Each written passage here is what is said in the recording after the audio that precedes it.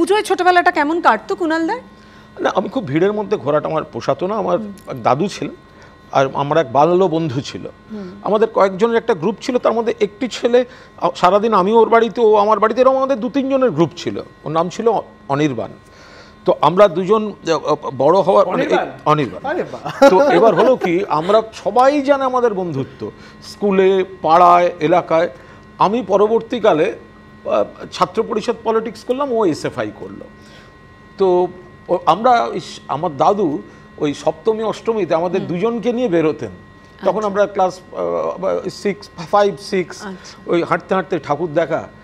সে ছেলেটা অকাল মৃত্যু হয়ে গেল। হ্যাঁ, ও আমাদের ওখানকার ডিওয়াইএফআইয়ের লোকাল কমিটির সেক্রেটারি ছিল তখন। সেরিব্রাল অ্যাটাক হলো। আমি যদিও অন্য রাজনীতি করি, আমি ওর অ্যাটাকের পর প্রায় 7 দিন নার্সিংহোমের ওই বিছানার পাশে বসেছিলাম, ফেরানো যায়নি। কিন্তু মানে তারপর থেকে ওই যে ঘোরা ব্যাপারটা, মানে দাদুও নেই, আবার আমার যে বন্ধুর সঙ্গে ঘুরতাম আমরা নানা রকম সব তো ফলে সেই অর্থে করি। আমার অফিস তো খোলা থাকে, মিডিয়া যা হয়েছে, প্রথমে প্রিন্ট মিডিয়া, তারপর টিভি মিডিয়া, এখন ডিজিটাল মিডিয়া, মিনিটে মিনিটে।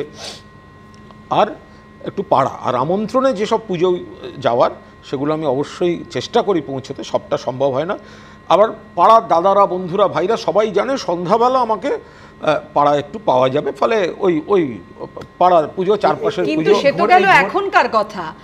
সেই সময় মানে ছোটবেলায় পুজোয় খাওয়া দাওয়া, অঞ্জলি, অবশ্যই কুণালদার কাছে আসবো। আর এবছর তো যোগ হয়েছে সিনেমা। তার সঙ্গে না, আচ্ছা, ছোটবেলার কথা বলতে গেলে আরেকটা আছে।